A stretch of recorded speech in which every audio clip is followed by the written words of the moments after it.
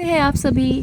आज मैं BEd second year का लेसन प्लान नंबर 4 लेके आई हूँ। तो फिर देखिए पाठ योजना नंबर 4। जैसे हमने 3 पाठ योजना बना लिया है, अब नंबर 4 पाठ योजना बनाना है, जहाँ पे वैसे ही सेम लिखना है। विद्यालय का नाम, छात्र अध्यापिका का नाम, दिनांक, कक्षा, विषय, उप विषय, अवधि, चक्र। ओके, ये प्रकरण किस पे है? प्रकाश पे है। सामान्य उद्देश्य से हमने पिछले वाले में सामान्य उद्देश्य लिखा था, वैसे यहाँ पे भी लिखा है। ठीक है, अब इसको मैं एक्सप्लेन नहीं कर रही हूँ क्योंकि मैं 3 वीडियोस में उसको बता चुकी हूँ। विशिष्ट उद्देश्य जो उसमें ज्ञानात्मक उद्देश्य आप देख सकते हैं, ये सभी चीज़ें इसमें भी सेम ही रहेगा। ओके, ये सभी चीज़ें सब कुछ सेम रहेगा। यहाँ पे चेंज रहेगा और सभी में भी चेंज था, यहाँ पे चेंज रहेगा। जैसे प्रकाश के नियम को प्रदर्शित करता चार्ट। पूर्व ज्ञान, बच्चे प्रकाश के बारे में सामान्य जानकारी रखते हैं। यहाँ पे क्या है? प्रस्तावना प्रश्न। क्रम संख्या, छात्र अध्यापक क्रिया, छात्र छात्रा अनुक्रिया। फर्स्ट क्या रहेगा हमारा पॉइंट? जब घर से लाइट चली जाती है तो क्या होता है? बच्चे बता रहे हैं अंधेरा होता है। नॉर्मल क्वेश्चन करना है जो हमारा टॉपिक है उससे रिलेटेड।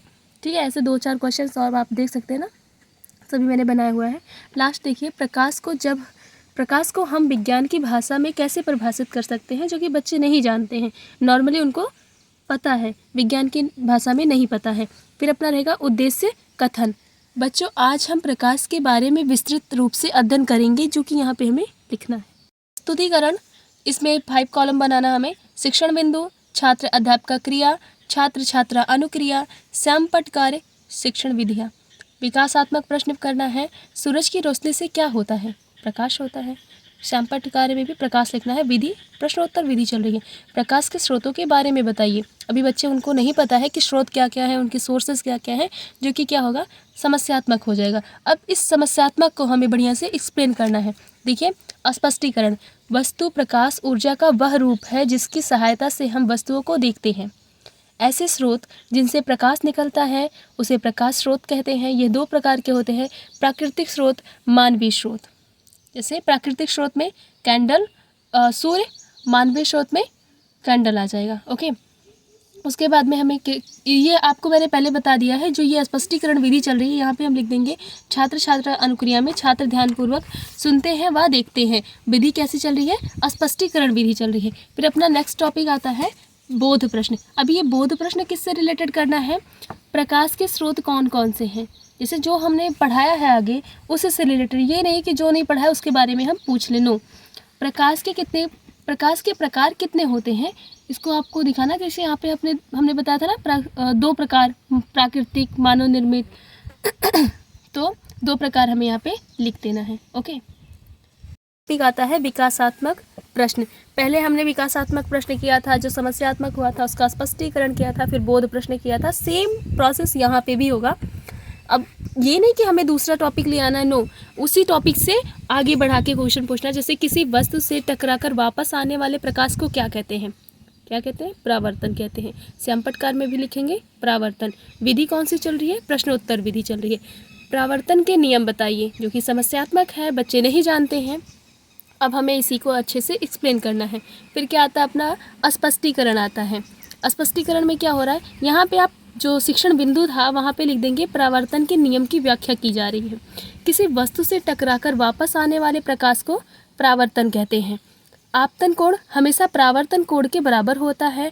आपतित किरण, परावर्तित किरण और अभिलंब पर एक ही तल में गिरते हैं। देखिए, ये जो सभी हैं क्या होते हैं? एक ही तल में तीनों लोग, ये आपतित किरण, परावर्तित किरण और जो अभिलंब है, इसी एक ही तल में, एक ही वहाँ तल पे गिरते हैं। ओके, फिर अभी अपना आता है नेक्स्ट बोध प्रश्न। क्या आता है? बोध प्रश्न आता है। ये बोध प्रश्न किससे रिलेटेड होगा?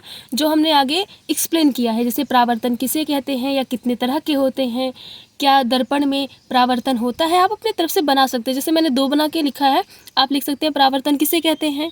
ठीक है, आप किसी भी तरीके से अपने क्वेश्चन को मॉडिफाई कर सकते हैं। फिर हमें छात्र छात्रा अनुक्रिया में जो क्वेश्चन किए हैं, जैसे परावर्तन कितने तरह का होता है? 2 तरह का होता है। श्यामपट्ट कार्य में भी लिखेंगे 2 तरह का। विधि क्या चल रही है? प्रश्नोत्तर विधि चल रही है। क्या दर्पण में परावर्तन होता है? अभी बच्चे को पता है, वो बता रहे हैं हाँ परावर्तन होता है। देखिए, फिर नेक्स्ट पेज में हमें क्या लिखना है, आगे टॉपिक बढ़ाना। आगे प्रकाश के परावर्तन के नियम।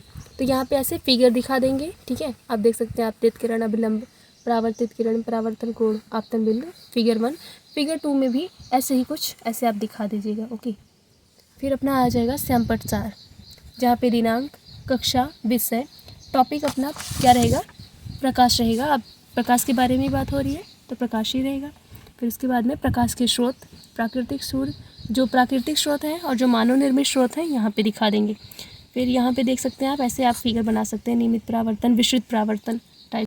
मूल्यांकन प्रश्न, प्रकाश के स्रोत कौन कौन से हैं, नियमित परावर्तन किसे कहते हैं, विस्तृत परावर्तन के उदाहरण बताइए, रेटिना का क्या कार्य होता है, ठीक है। फिर गृह कार्य, जिसमें मैंने एक ही क्वेश्चन दिया है, प्रकाश के परावर्तन के नियम को चित्र के माध्यम से समझाइए। थोड़ा बड़ा है इसलिए मैंने एक दे दिया है, जो कि हमने एक्सप्लेन भी जो किया था उसी से रिलेटेड दे दिए हैं। गाइस, अगर आपको मेरा वीडियो अच्छा लगा होगा, आपके लिए हेल्पफुल होगा, तो मेरे चैनल को सब्सक्राइब कीजिएगा, बेल आइकन को प्रेस कीजिएगा और लाइक भी कर देना, शेयर भी कर देना। Thank you very much. मिलेंगे नेक्स्ट वीडियो में।